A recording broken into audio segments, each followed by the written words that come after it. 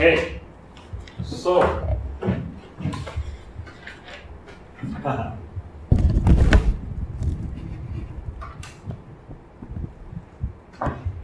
so our friend Ivan is back in China for family problems, so he will not be here today. But I thought of something.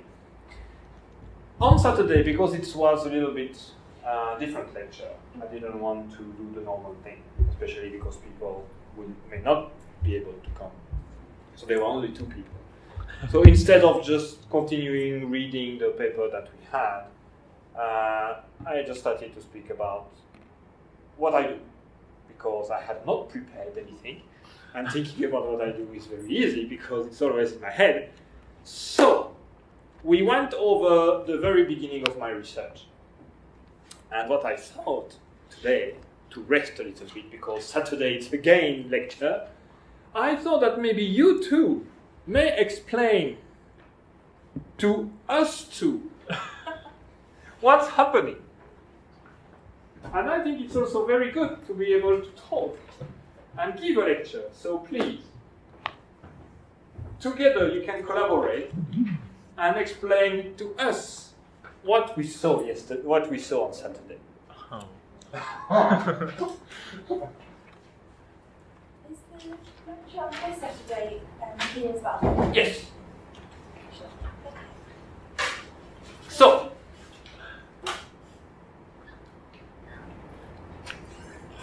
why don't you discuss? Why don't you discuss? And then maybe, since there are 2 of you, you can say maybe you say the first part, and then he says the second part, or you say the first part, whichever, and then or collaboratively.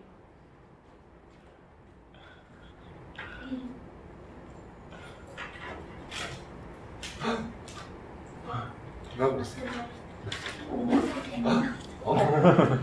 Did you take notes about the No. No, exactly. No. Do we get exam results back at some point? Eh? The exam, do we get results? Yeah, they know already. Oh. They know already. It has been very bad. It's really Holocaust. Holocaust level bad, wow. Yeah. Did we even turn up? That's a student Holocaust. The name of the genes and the proteins. Can you show me the table? And You don't need gene name. We don't need gene names. Put A and B or X and Y. We don't need gene names. Only the meaning and what we discovered together on Saturday. so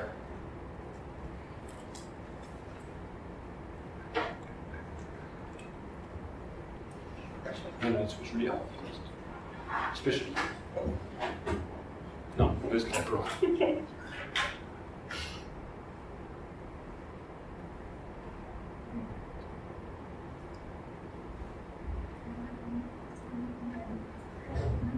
I have to. Yeah, please. I let you think. I let you think about it.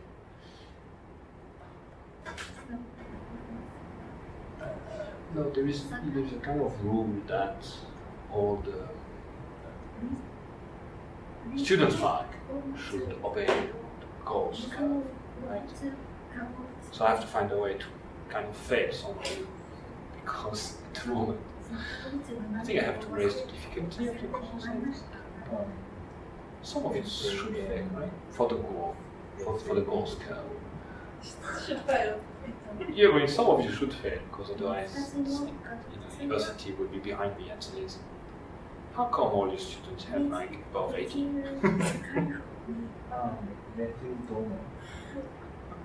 It's only for students though. Yeah, exactly. So actually, one student should have 100, Yeah. one student should have 0, and 2 students should have 50.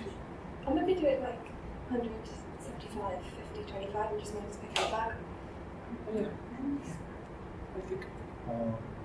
So that.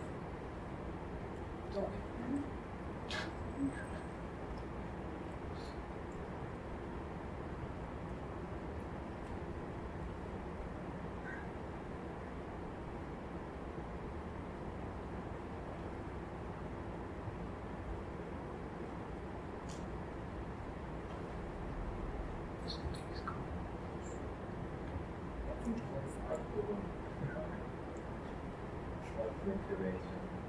Cool. But there are two parts.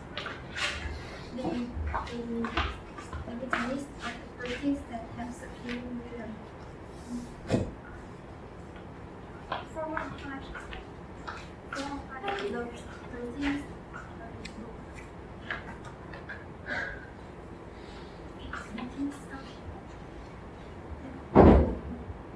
Is this the cool that you can tell us about it? Yeah. first is in We didn't explain yet just how we started this research.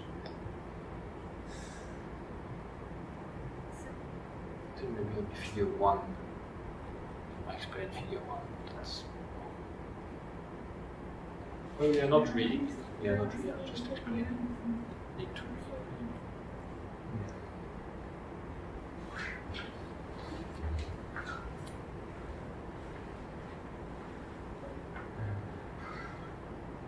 Oh. Oh. Methionine. Melatonin is different.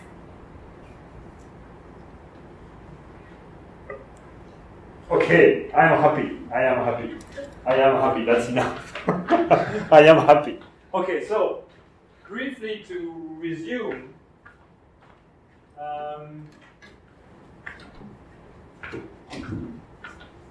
From the paper that we read,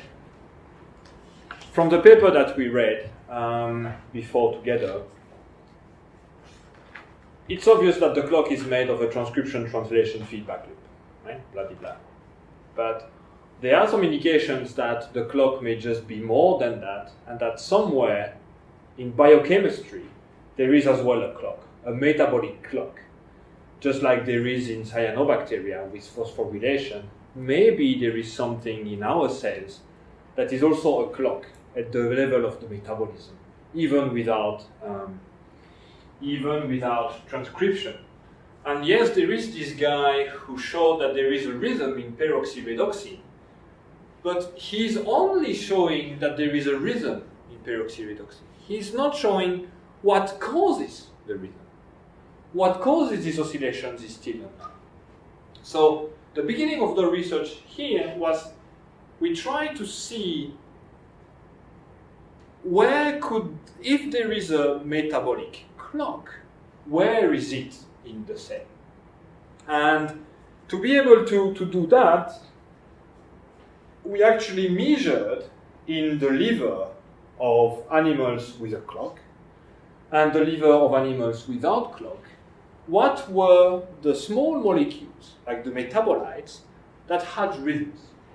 Because we sort of presumed that if there is a metabolic clock, we should be able to see things that are oscillating, right?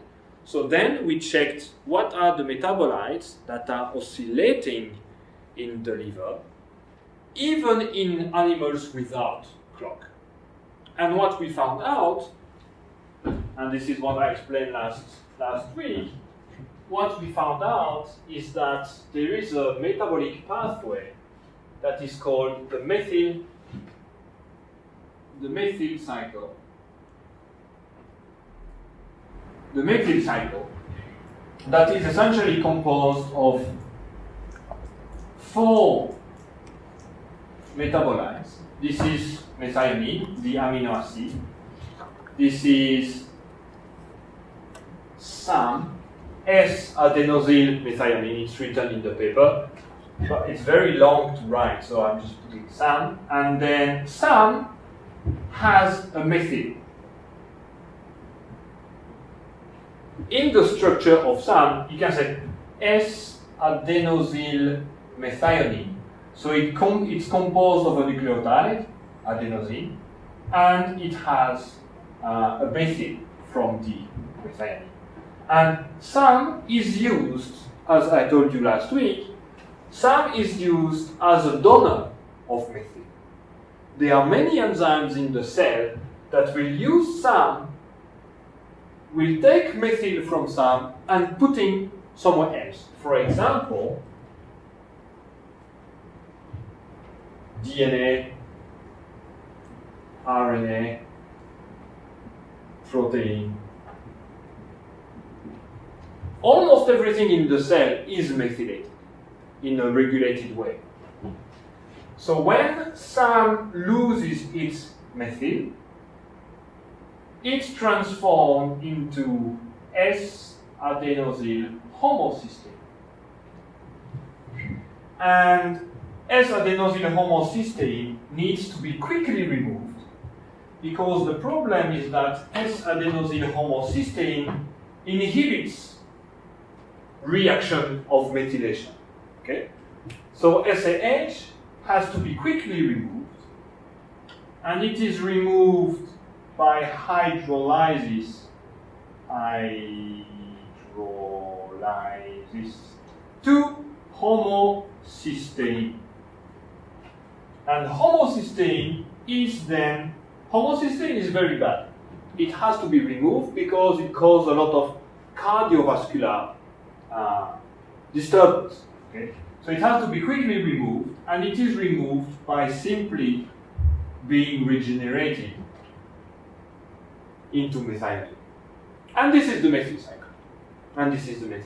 And what we found in our data, which is not on the paper, it's just data that have not been published, maybe will be published later, is that methionine, SAM, SAH, and all the things that are around this pathway, because obviously this pathway is connected to many other things, rhythm was very strong. Rhythm in all these metabolites was very strong. And especially, what I explained last week is that there is something called the methylation potential, which is simply the ratio between SAM and SAH. Because SAM, obviously, it's a methyl donor, and SAH is an inhibitor of methylation. So the ratio of both will be a measure of how much the cell wants to methylate its content. So when the ratio is high, methylation reactions are happening a lot, and when the ratio is low, methylation are not happening. And what we found out is that the ratio has a strong circadian rhythm, even in animals that have no clock. It's not completely proven, but it looks like it. And proving this will be a little bit difficult, so we decided not to prove whether this is the oscillator or not. But we decided to check, okay, there is a rhythm in the methylation potential, so maybe this might be a metabolic clock or not, whatever. But what we decided to work on after that is, okay, so if there is a metabolic clock, what we know already is that this is the TTFL, the normal clock. This is the metabolic clock. What we know already from different studies is that there is an interaction between the two. They should be linked. So what we decided to check is this. We have a rhythm in the in the methyl cycle. Metabolic clock, methyl cycle is the same letter, so it's psychologically it's nice. So this has oscillation, this has oscillation. So maybe if the methyl cycle is a metabolic clock, it might be able to influence the transcription translation feedback. So we try to see whether the methyl cycle regulates the circadian clock. And then I asked the question, how could we do that? That was almost at the end, right? How can we investigate this arrow? And very nicely, they told me exactly what we did. How would you investigate how would you investigate if the methyl cycle regulates the transcription translation feedback loop. They already know, so it's only for you. I guess you try altering the cycle. Yes, very nice. How would you alter the cycle? Change the methylation. Change the methylation. Yeah, maybe.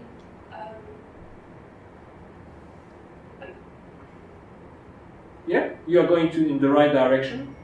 How would you change methylation? Either increasing the amount of methyl groups available or decreasing them. Yeah, very nice. You can sort of increase, but it's very difficult because there is a way by which the cell can really regulate that in a negative feedback loop way. But decreasing is very easy. And what you need to do is that since SAH is an inhibitor of methylation, all you need to do is to increase SAH. And what they told me last week is that if you put SAH in the cell, it might work, but the cell very quickly will remove SAH and make homocysteine. The whole cycle will be able to get rid of SAH. But what you can do is actually to cut this.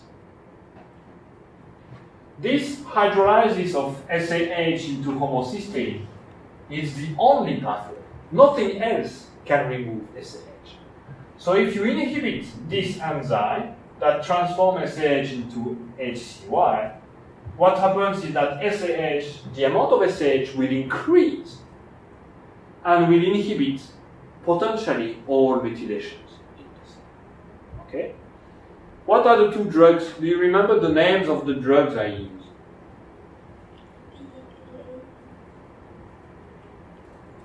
Not maybe the full name, but just the... Okay, not worry. It's written in the paper. It's DAA, D-adenosine.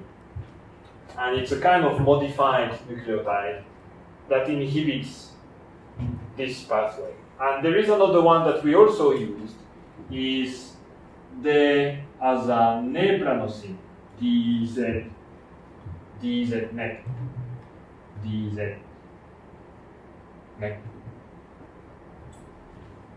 So there are two drugs. This one is better. This one is better because it's more specific to this one. This one, because it's a nucleotide, it has also other effect on nucleotide synthesis, which is not so good. But this one is more specific inhibitor of SAH hydrolysis. So this is what we used. And okay.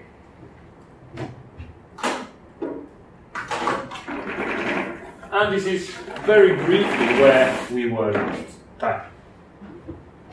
So the next question I have is, okay, so now we know how to do this. So what would be the first step with DZNEP and DAA? What is the first step? How can you check whether it's inhibiting the clock or not? When there's first of all, we have to check if DAA and DZNEP if they involved in other steps or not. Yeah. So, first, you may want to do that. You may want to check whether they do anything else than what you think they are doing. But first of all, what might be the thing you want to do? First of all. Because there are always secondary effects that you may not plan. So trying to remove all the secondary effects is not possible. It's not possible. It's very difficult to show that something does not happen when you don't really know the full effects of what you are using.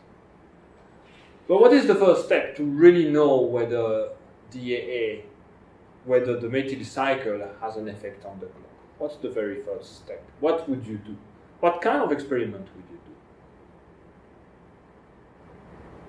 To keep the methylation, the methyl concentration as low as possible.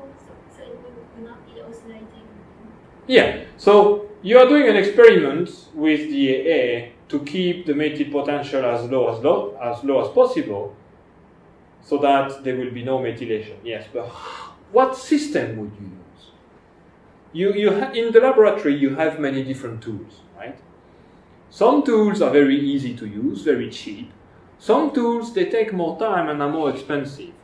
So what might be one of the easiest tools you can use using DAA or DZNet? A very easy tool. You can test many things with it, and it's not so much expensive.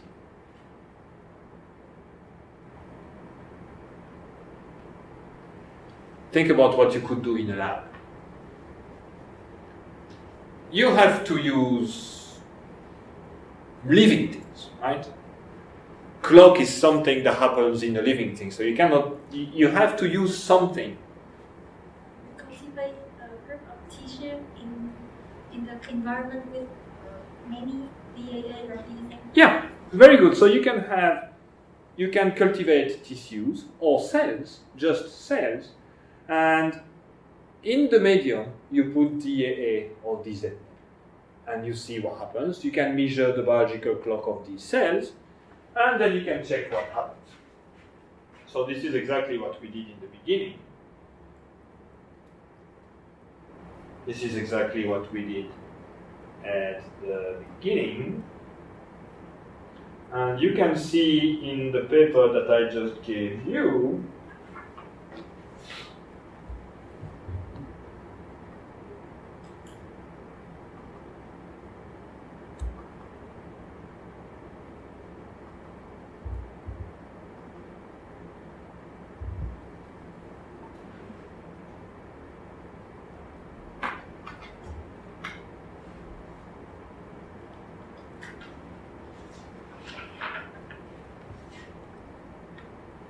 why is this wrong?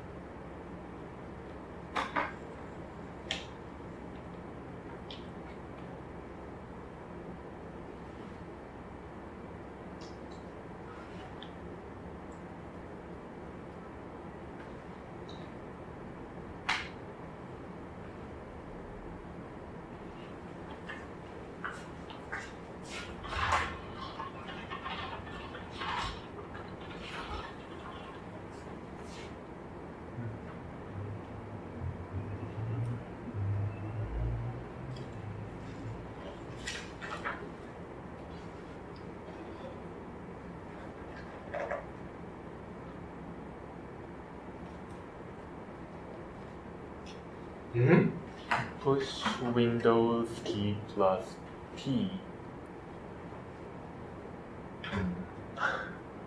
Oh my god! What is Windows plus P? Tell projectors I'm sending. So, I didn't know. Thank you very much. It's nice. It's very easy. So, this is what we did here. You can see this experiment is an experiment in which we measured, this is per2 gene, okay, per2 expression, and we measured per2 expression in cell culture. And in the medium, we had D-azadenosine, 4 different doses, 0 micromolar, it's in black, 50 micromolar, it's in pink, 100 micromolar, it's in red, and 200 micromolar, it's in deep red. And what we can see, so this is the real oscillations of per2, and this is the period that is quantified for this oscillation. And we can see that the period increase, okay? But that is in mouse cells. It is in mouse cells. But what we thought of is this also happening in human cells? Because it should be a conserved mechanism. So then we also check the same thing in human cells. So this is human cells, and we are not looking at PER2, we are looking at BMAL1 expression. But we can see that the data are exactly the same. So with 0 micromolar of DAA, this is the black one. But when we add these diazoadenosine, we have a dose-dependent increase in period, right? And this is using luciferase. Okay, this is using luciferase. So we wanted to check whether when we measure the real PER2 expression and the real BMAL1 expression, do we really have the same thing? And this is using normal cells, mouse cells, and human cells. And when we measure real gene expression, we have exactly the same thing. With the diazoadenosine, we indeed have a period elongation, which we also see here. And when we use human cells, these are very strongly affected. We have completely different waveform. So there is definitely the clock in human and mouse cells is strongly affected by the inhibition of methylation potential, by the decrease of the methylation potential. But that is nice. But what is the next experiment you want to do? Try to refrain from reading the paper, because otherwise the answer will be inside. So this is nice, but it's using cells. Using cells. Use animals. Use like Yes, that's the next step. You use animals. But first, in our laboratory, we have established a culture, not of cells, but of tissue slices from the SCN. Okay, SCN, you remember what it is, right? It's the master clock. And this is using cells, but cells are great, but they are from the body. So we are kind of wondering, do we have the same thing in the brain? Because before testing animal, we have to make sure that our DAA can affect the clock in the brain. Because if it does not affect, then we have no effect on the clock. Okay, so then the next experiment we did is using slices from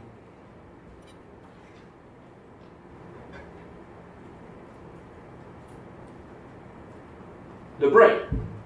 And what we have here, this is only, so you take a mouse, you take the brain of the mouse, and you make slices of the brain, about 400 micrometer thick slices, and you put them in a dish, and you measure the rhythm of PER1. This is PER1, and it's from a mouse in which the PER1 promoter, so they are mice who have a new gene, and this new gene, it's the promoter of PER1 attached to luciferase. Okay? So what does it do? What does it do? Just to make sure that you understand. What does it do? So in the mouse, what we have done, what Okamura Sensei has done many years ago, he has made the mouse, he has put a new gene into the genome of the mouse, which is the promoter of PER1 attached to luciferase. What will that do? Remind me. Remind me, what does it do? Check the real expression of PER genes. Yeah, how do you do? To see when PER is transcribed and the luciferase is also transcribed.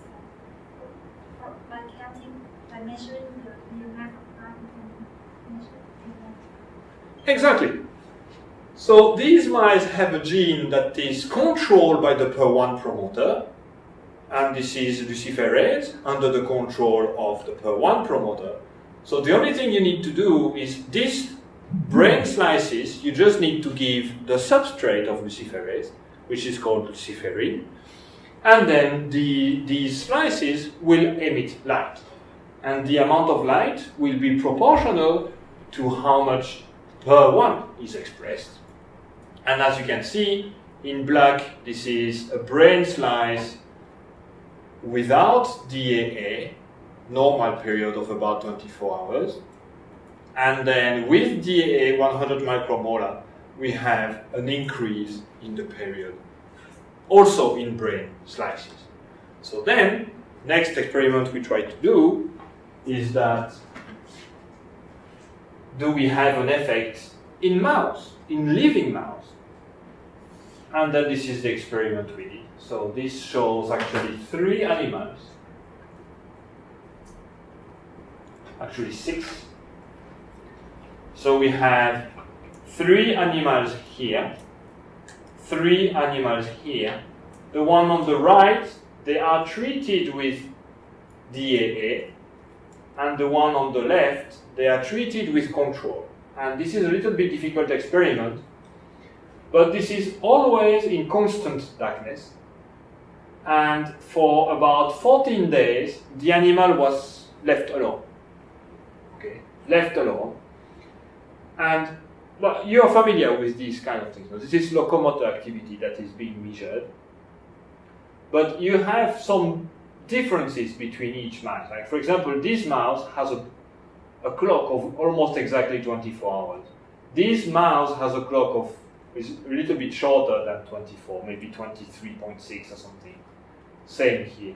So the beginning period is a little bit different between each animal, but that's not a problem. And after about 10, 14 days, then we actually operate the mouse. We put a kind of cannula. Do you know cannula? What cannula means? Cannula, it's a kind of a syringe, automatic syringe, very small. And you put the syringe, the needle of the cannula, the needle of the syringe goes exactly where the SCN is. Okay. Like at a hospital when you get anaesthetic and put it in your brain. Yes, something like this. So, and this cannula is linked to a small pouch, a small reservoir of drug. So I can maybe show you. I have somewhere.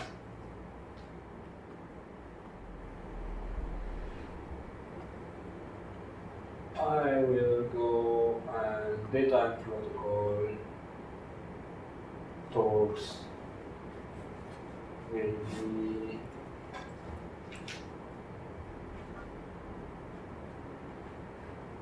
SRBR 2014. It's one of my conference talk. Yeah, that's it. Great. Great. So this is it. Maybe I have something that is a little bit more entertaining.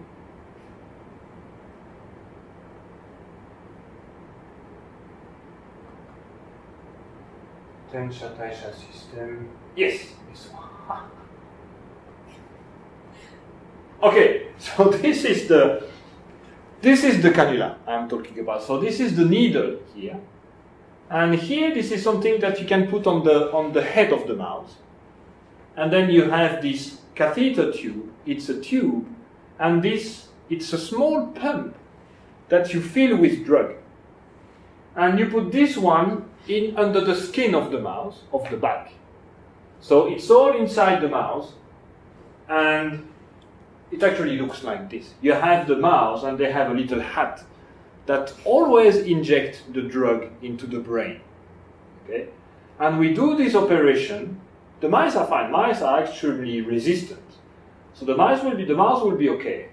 And on that day, so we put into the pump here, we put either deazoxyadenosine or just buffer, normal liquid. And then what you can see here in control mouse, and we bring the PDF.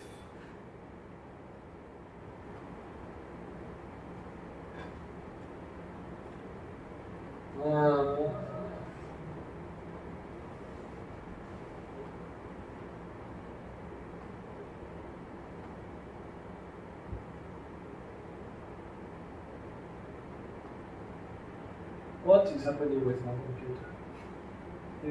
Don't. Okay.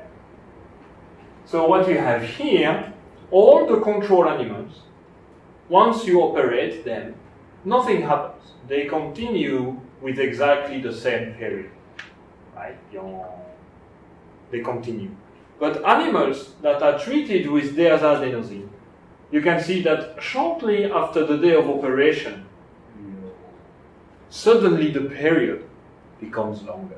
Here as well, this is very obvious, this one. After operation, immediately it goes like this. And this one, immediately after operation, it goes like this.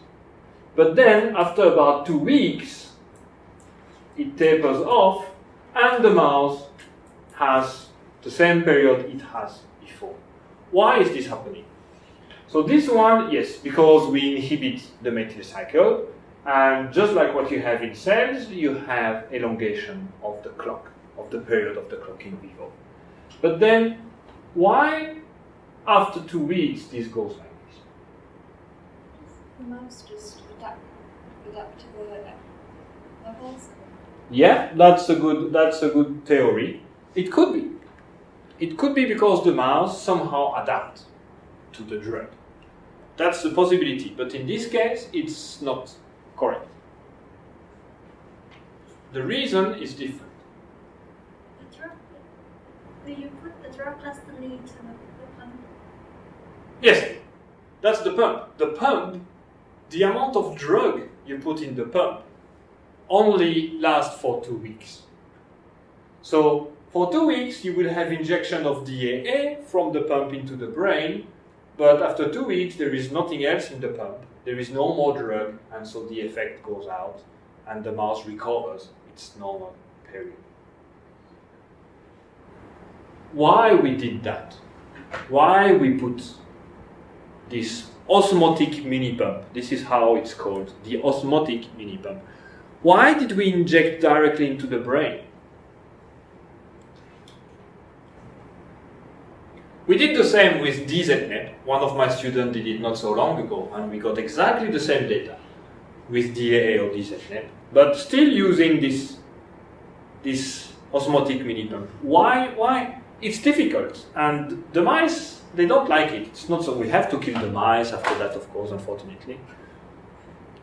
But why do we do that? Why not just like putting DAA in the food? Is it not past the blood-brain barrier? Exactly. So the blood-brain barrier, you understand, right? The blood. Glial cells block.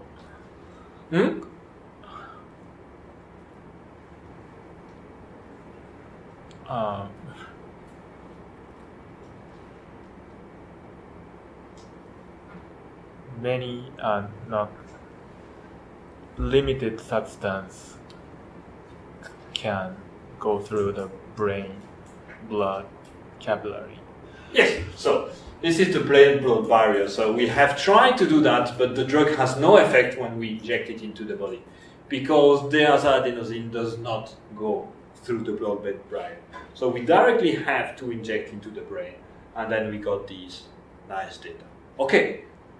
So this demonstrates that when we inhibit the methyl cycle, we have a strong effect on the clock.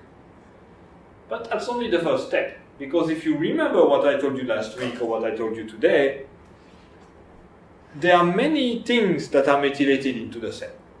DNA, RNA, protein, fatty acid, almost everything is methylated. And our drug can methylate, our drug is inhibiting potentially all of this. So what's the next step?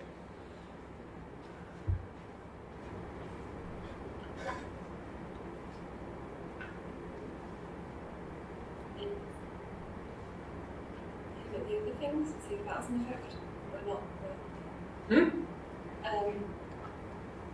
like alter all the other things apart from the methyl cycle and see if that's an effect.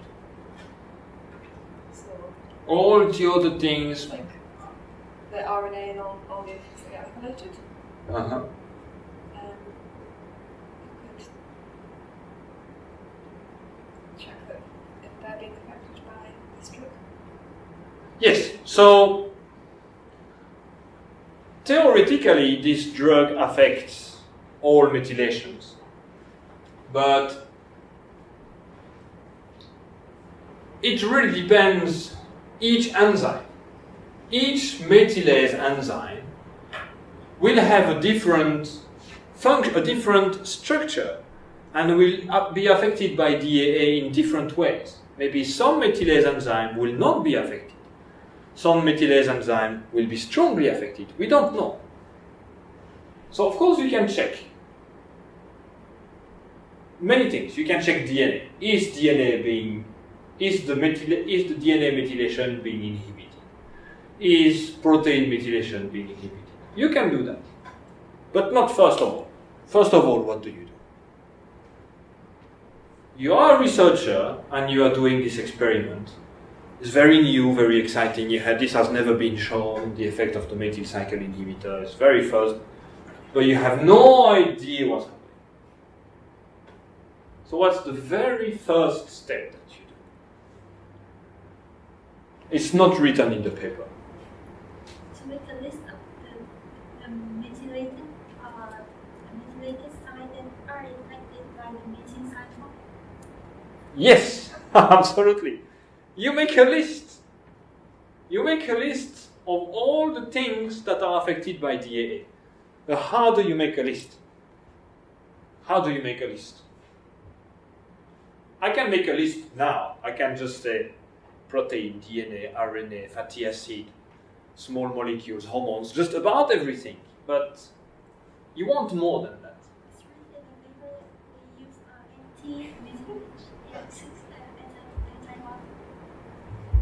anti-methylation. They use the amino precipitation and anti-methylation. Yes. Yes. Before that,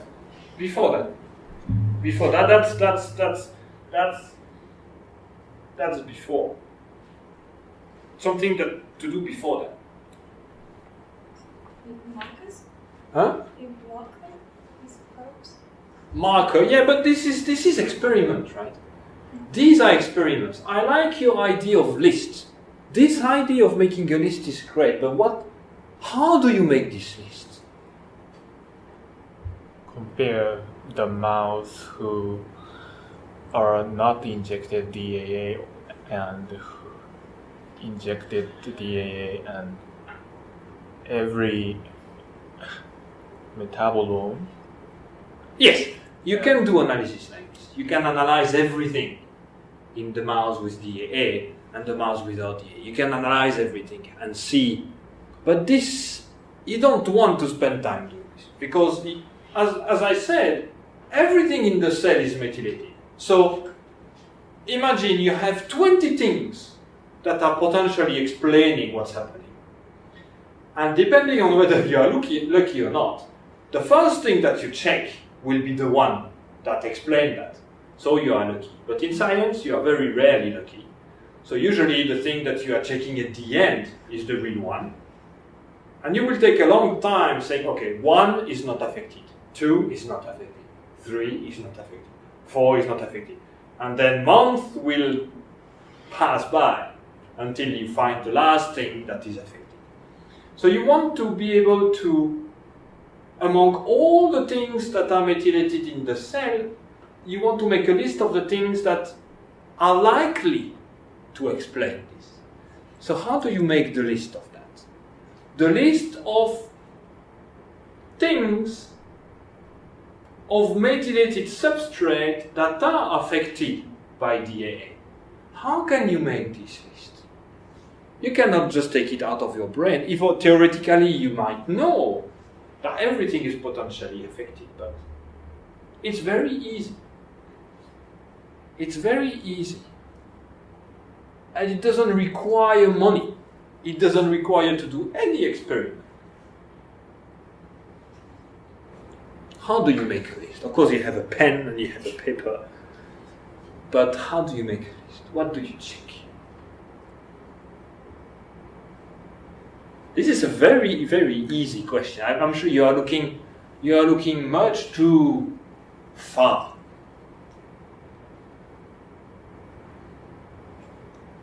You're looking too far. It's very easy.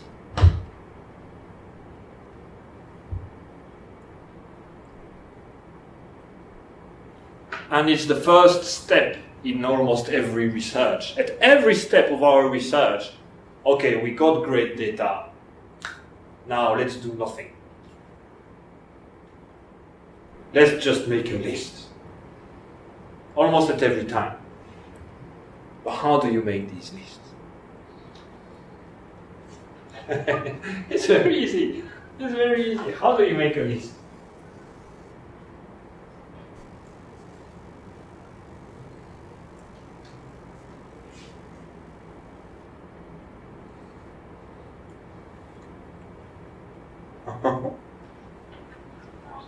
How do you make a list? Come on. This is by far the easiest question I've ever asked you. Make a list of what the mouse have. Yes, you can make a list, and yeah, that's nice, but this is a list that is not at all, it's a random list of what the mouse have. Of all the things that the mouse have that might be affected by DAA. You can do that, but it's not informative, not that much. It's just what you know now, right? Making a list of what the mouse have, it's what you know now, which may be nothing, right? So, how do you refine this list? The plan cannot be that he has said that comparing the metabolism of other males and the males that actually the DAA is the same. You don't want to do experiment. We didn't have analysis of mice treated with DAA. Metabolome is extremely expensive. Metabolome, you know what is metabolome? It's to analyze every single small metabolites in the mouse. So we could have done that. It's a good idea. We could have treated the mouse with or cells with DAA and control cells or control mouse, extract all the metabolites and quantify and see what is affected. Actually, we kind of did, but the only thing we wanted to check is whether we really have inhibition of the methyl cycle. And this is actually the figure, one of the supplementary figure in our paper. You don't have that, you have to go online for that. But in our paper, we checked. It's not metabolome, it's more like a HPLC, it's a chromatography, and we checked that DAA really increase SAH, and this is treated cells, this is deazoxyribonucleic treated cells, and we quantify methionine, SAM, and SAH, and between the two, methionine was not affected, which is a good thing, SAM was not affected, but as you can see, under DAA treatment, SAH increased dramatically. And because this increase of SAH happens, then this inhibits the methyl cycle. So we checked that. But we didn't check the whole metabolome. That's expensive, and again, there is something very simple that you can do before doing any kind of experiment.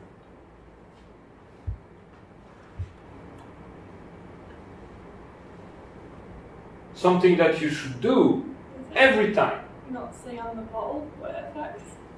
Not? Like when you order the enzymes, does it not say on the bottle what it does? Or what it affects? Yeah. So of course we ordered DAA from a company, and DAA says DAA is a methyl cycle inhibitor, blah blah blah blah. It inhibits methylation, but you don't know exactly what methylation it inhibits. Companies don't give much information, so you need info. We need information. For the next experiment, we need information. So how would you do the list? How would you make a very nice list of things that are potentially inhibited by DAA? Come on.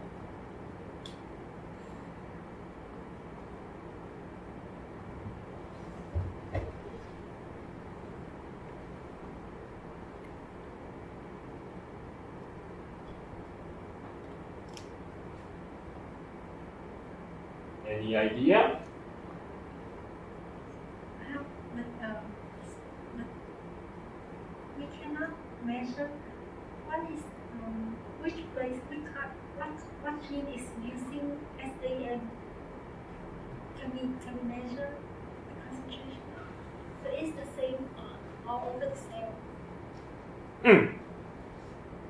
Which gene? Which gene is using SAM? At which place SAM is using it? Yeah, that's again experiment, right? You need to do something. No experiment. You just need to sit on your chair. Of course, you need to think, but something that is very, very, very important. And I know, and I'm trying to tell my students that they really have to do. Some of them are very good. Some of them do a little bit too much and don't do any experiment. It's very important. You should always think about this one. Once you start research, even when you become young Kaisei, you have to do it. It's very important. I know it's boring, and I know actually it's not boring, but it's difficult. But it's something you have to do. And this list, your idea of making a list was good, but how you made this list? List up the molecule which has a group which is potentially methylated. Disturb? What did you say? Disturb? It's okay, don't be afraid. What did you say? Disturb the protein? No, not saying disturb. List up the molecule. Yes. List up the molecules. Yes. Which have a group potentially methylated. Yeah, that's kind of the same thing as a list of the enzymes that methylates. You can make a list of enzymes that methylates. And then actually, okay, you can do that. You can make a list of enzymes that are methylates. But if you do that, you have 300 enzymes. You have 300 enzymes, and if you want to check how many metabolites are methylated, this is much more than that. It's too long. It's a big list. You don't want one by one to remove each entry in a list of 300. It's too much. You may get lucky. If you have a lot of money, that's all right. It's much more simple than that. How can you clear these lists? You have a list of many things that are potentially inhibited by DAA. Many things. Long list. But you want to clear this list. You want to remove things which are potentially, maybe they are, but it's unlikely. How do you remove things that may not be important? And how do you keep things that may be important? I'm checking something. I'm waiting for the answer. I think it might actually be written in the paper.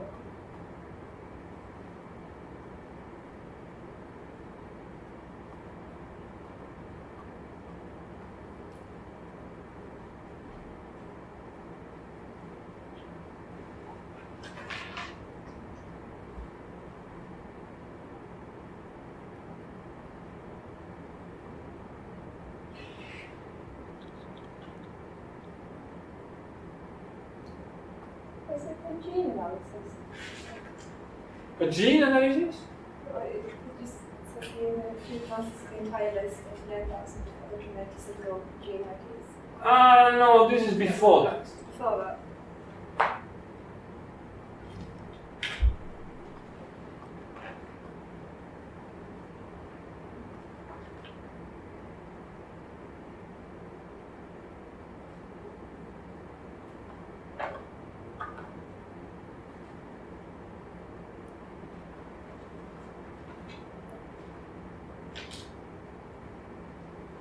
Actually, it's not written in the paper, but maybe in the discussion.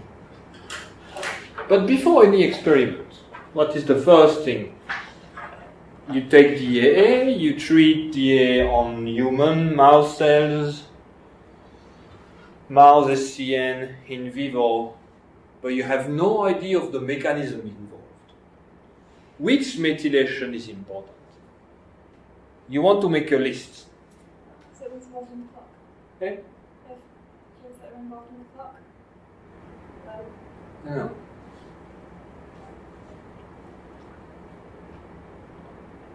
It's very easy, very easy. Imagine. Search in database. Yes! You search in database, you read papers. This is the very first thing. You read papers, and maybe DAA, many people have used DAA for various things. They use it as a drug to inhibit some sort of disease. So you can check what they did with DAA. And indeed, there is a paper. That is Backlund. I remember by heart. Backlund. It's a gentleman. Let me check. This one here. Backlund. Carnotti, Cantoni, 1986. Effect of S-adenosyl homocysteine hydrolase inhibitors, 3-deazoadenosine and 3-deazoarysteromycin, that's a different type of thing, on RNA methylation and synthesis. And there are other papers like this. What they have checked, they have used the AA and they have compared the methylation of many substrates, and they have measured the Ki of each methylase to the AA. Do you know what is the Ki? The Ki is the inhibition constant. It's a measure of how efficient the inhibition of enzyme is. And you can measure that for a lot of things. So for example, you are measuring how efficient your drug is at inhibiting enzyme A. So you are testing different doses of your drug, and you see how bad your enzyme becomes with increasing dose. And then this is called the Ki. So you know how powerful your drug is at inhibiting different enzymes. And these people have actually tested deazoadenosine on many different enzymes, on many different ones, always methylase. And what they show in this paper, very interestingly, is that protein methylase are not so much inhibited by DAA. DNA methylase, not so much inhibited by DAA. Always the enzymes, the methyltransferase enzymes that were always having the most inhibition with DAA was always RNA methylase. Always. So that's kind of interesting. We have an interesting stuff here is that potentially DAA inhibits many methylation, probably, but it seems that it's very powerful at inhibiting RNA methylation. So that's the first step. It doesn't tell you anything. It just tells you, maybe we should check RNA methylation. But many other things might also be involved. But reading is the first thing. Reading papers is the first thing. Okay. So we have potential effects on RNA methylation, but we do not know.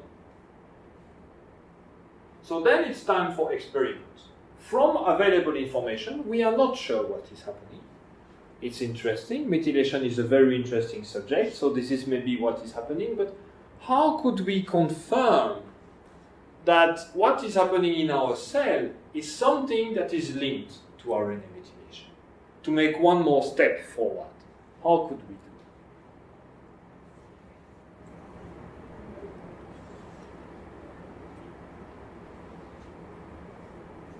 And this is where, as you said before, this is now the time for big analysis. Like, for example, we use cells and we treat them with DAA and we check the expression of all genes in the cell.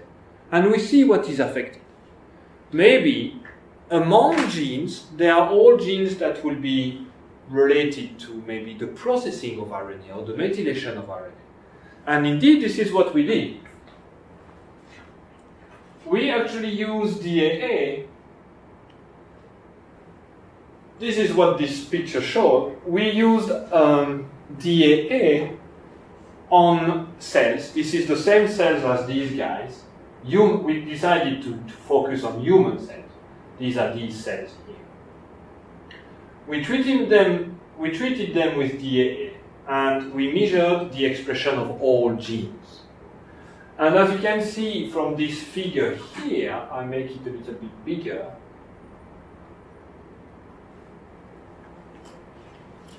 As you can see from this picture, this actually shows each little dot represents one gene.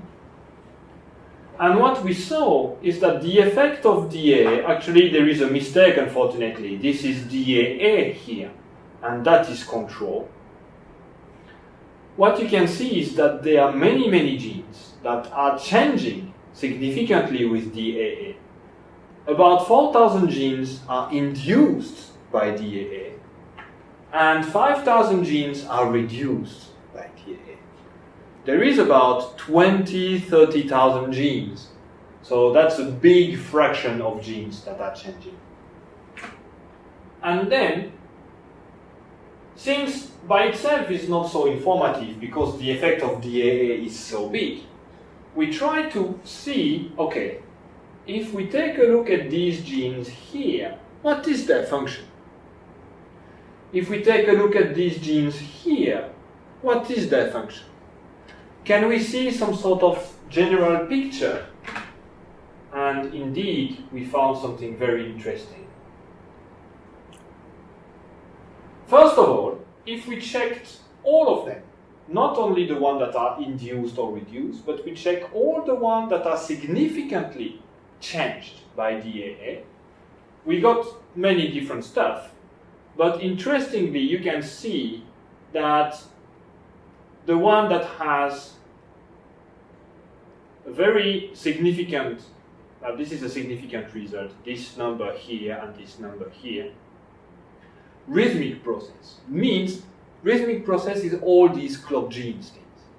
So among these genes, clock genes were strongly affected by DA. So this is kind of a nice thing. It doesn't really show what is happening, but it's a nice confirmation that when you inhibit the mated cycle, the clock, among many other processes, is strongly affected. Then we did the same analysis with the genes that are induced, and all of them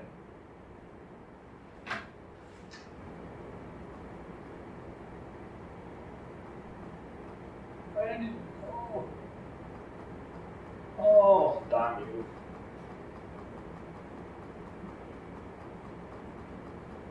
Here. So this is the analysis of the function of the genes that are induced by DAA. And they were all something to do with RNA.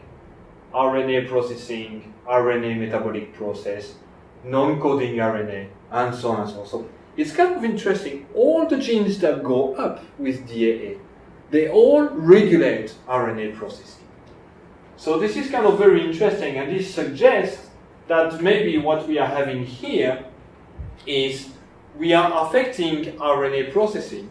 So maybe what we are doing is that we are inhibiting RNA methylation, which affects the processing of all these RNA. So this is what we thought is happening.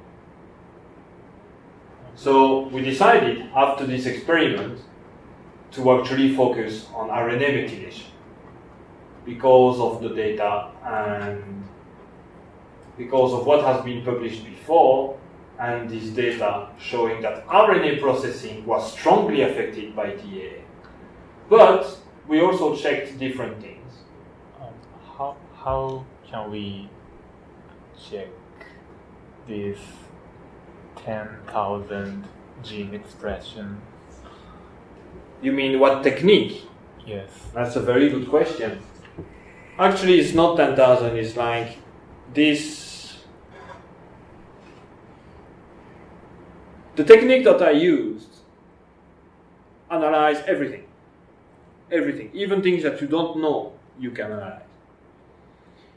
And there are different ways by which you can analyze the expression of all the genes that are in your cell, either only the genes that are known, but there are techniques which you can also use to even analyze the genes that you don't know about, that may be there. So there are two of them. One of the technique is microarray analysis. Have you heard microarray analysis? No, I'm not. I don't know much. Okay. Microarray is one way, and the microarray is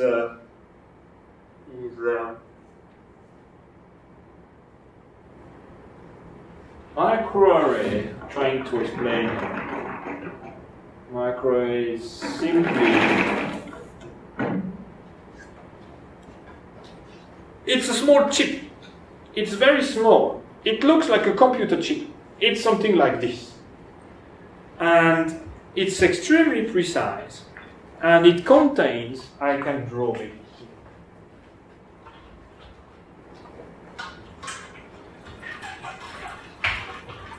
Well, I think I've already explained that in the previous lecture, in our previous reading of papers.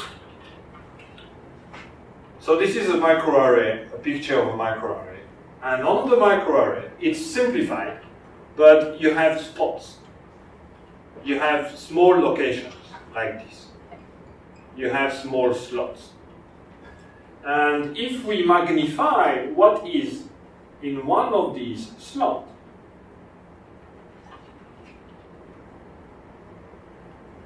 what you have is a single-stranded bits of nucleic acid that is fixed to the chip. One bit of nucleic acid, like DNA or RNA. And what you do is on this chip, you put your sample of RNA that contains all the RNA within the cell. And then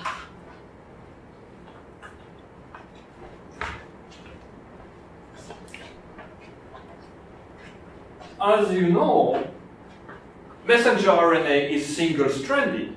So what will happen is that messenger RNA will go on the chip, and if you have each of these spots has a sequence that is complementary to that of a specific messenger RNA. Okay?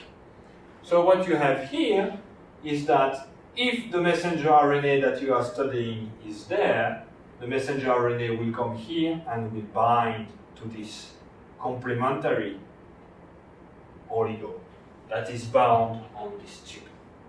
And when this happens, this will give off a fluorescent signal because it's designed for it. So if you have no duplex of mRNA on your probe, you have no light. If you have detected your messenger RNA, then you have light. And if you have a lot of RNA, you have a lot of light. And if you have not a lot of RNA, you have not a lot of light. So you have one chip for control. You have one chip for DAA, for example. This is not what I did, but this is what I could have done. And then all you need to compare, so you put on this chip, you put RNA from control treated cells. On this chip, you put RNA from DAA treated cells. And you only need to compare the intensity of each corresponding spot. Do you understand this? Yes. Yes? Do you understand this? Yeah? So you can do that. This is microarray. But as you can see, you can only analyze the sequence of known genes because you need to synthesize probes of known sequence. Okay? So you can only analyze genes that are known. But the other way that I did, in this case, it's RNA sequencing, which just essentially you take all RNA and you sequence. I already explained that in the previous lecture. So you sequence every single bit of RNA that you have. And because you sequence, you can also calculate how many copies of each sequence you have. So this is what I did there. Okay. So, it's almost time already. Just to check, we also, for example, here, what you have there, it's a Western blot, so it's a protein analysis. And you can see this is control DAA 24 hours and 36 hours. So we checked the effect of DAA at different times on histone methylation. Histone methylation. Histone are also methylated, okay, as I explained in the previous lecture. Histone are heavily methylated, and maybe our result could also be explained by histone methylation.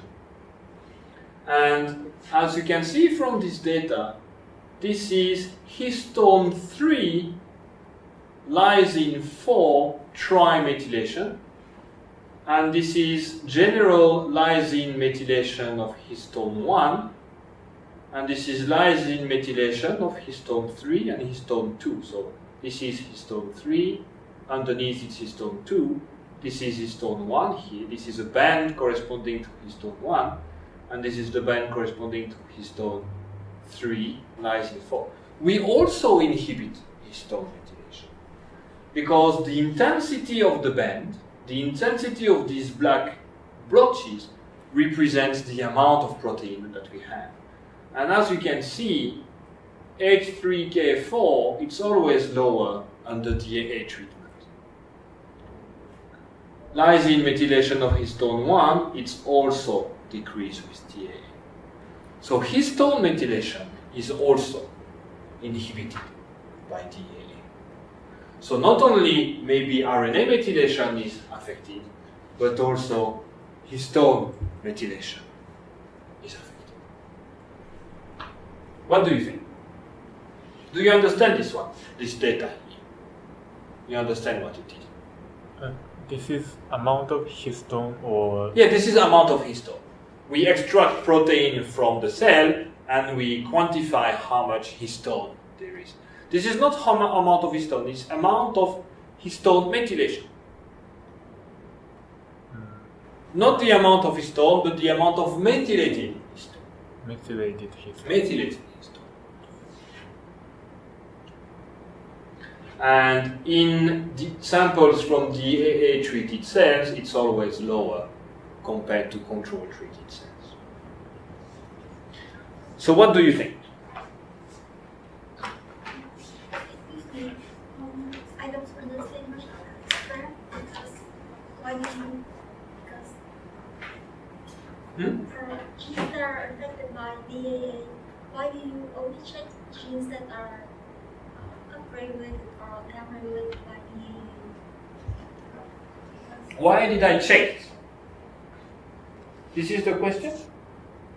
No, I mean, for example, because sometimes it is, just, I don't understand the graph very much in this way. This has nothing to do with histone methylation. It's Mai no hanashi. It's different. It is the different problem. It's a different program, so why didn't you bring it before? Because it's a little bit difficult now to go back. That's all right. It's okay, but it's a little bit strange. Because in the previous time, I tried to look at the graph and understand it, but I couldn't. It's okay. But try to be quicker, okay? Try to be quicker. And otherwise, for other people, it's very difficult because we are explaining this one and then we go back. So it's a little bit difficult. So tell me the question again. What do you want to know? Why do you have first of all, why do you have to check the genes that are why do you think that the genes that are upregulated by DAA will be the genes that are important in circadian rhythm? Because, and according to the graph, there are many genes that are upregulated by DAA, but in the table, you just only list 4 genes. So I see. This table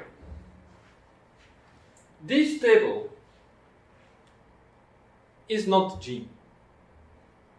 This is not 1 gene, 2 gene, 3, 4 gene. This is not 4 genes. This is not 4 genes. This is different. And it's true, I didn't explain very deeply. This is, as you can see here, GO. GO means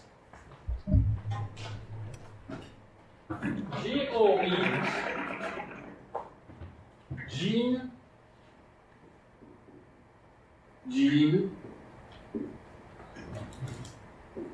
ontology.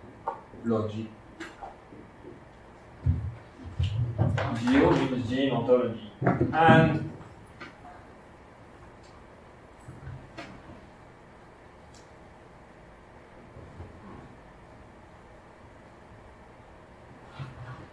this is an analysis that is done usually when you have huge data. You have many genes that are changing. So it's almost impossible to select one thing because so many things are changing that how do you select what you want to work on? So then to know what is happening, you do a gene ontology analysis. And what it is for this analysis, the blue one here, we take the genes that are changing, which means all the 4,360 and all the 5,120. So we have about 10,000 genes that are significantly regulated by DAA.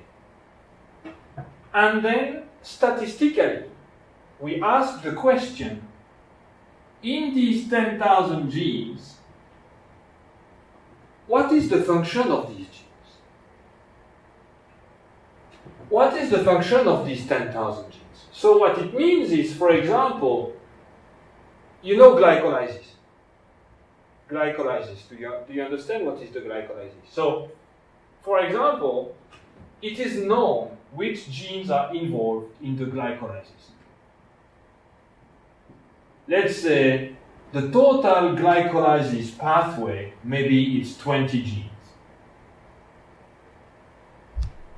And then if you check in these 10,000 genes, none of the 20 genes are inside. The 20 genes that are involved in the glycolysis, they are here. They are not at all changing by DAA treatment. So you know that DAA has no effect at all on the glycolysis. Okay? However, as you know, maybe there are 20 clock genes? I like the number 20. There are 20 clock genes, for example. And what you find out is that among 20 clock genes, 19 are inside there. And none of them are not regulated. Or maybe only one is not changing by DAA. So that you know that these genes that are changing with DAA are enriched in clock genes. Because all of the clock genes were there. And of course, this is statistically because what is the likelihood of having by chance all of them there? Okay, so you need to calculate statistics. But this is what this analysis means. What is overall the pathways that are involved, that are changing because of DAA? And this is usually what you would do, but it did not provide any information on mechanisms. We know the clock was affected, but we already know the clock is affected because when we use DAA, the clock elongates. So in a way, this confirmed what the data we showed before. The clock is affected. But what methylation, what is happening to methylation? This was really bad. This was not so good, this was not so good, this was not so good. So we need to do a slightly different way to analyze. We needed a slightly different way of analysis. So then we decided to check, okay, let's only check small number, well, it's quite high, but it's smaller than the whole thing. Let's only check the genes that are induced by DAA and see if they have any specific function. And that was RNA, RNA, RNA, RNA. And then we checked the genes that were reduced by DAA. That was also something like, for example, translation. Again, something that is related to RNA or gene expression. So this, especially this part, was a kind of an indication that something that has to do with RNA metabolism was strongly and significantly affected by DAA. So each map, each line is not one gene. It's more than that. It may be 100 or 200 or 20. It depends. Okay, it depends. So this is called the gene ontology.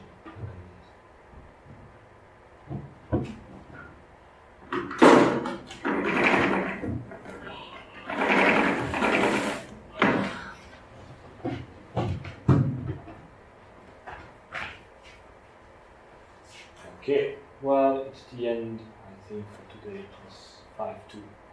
So if you have any question, otherwise I will continue next time. Maybe you can read the paper for next time by yourself until maybe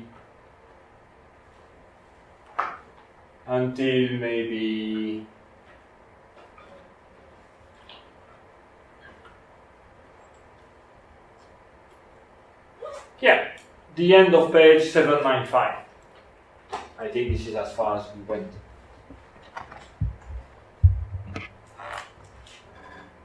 So, これね。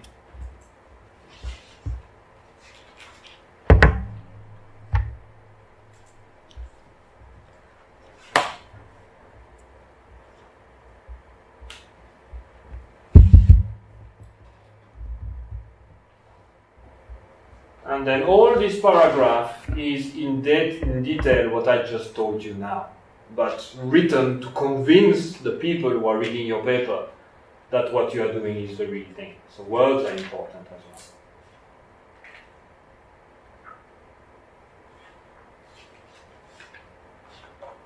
well. Alright, so if you have a question, please don't hesitate, otherwise I think I'll just finish here. Just double check. The class is at 2:45 on Saturday. 2:45 on Saturday, 2:45 on Saturday, yes. Biological clock, yeah, 2:45, yeah. For fourth period.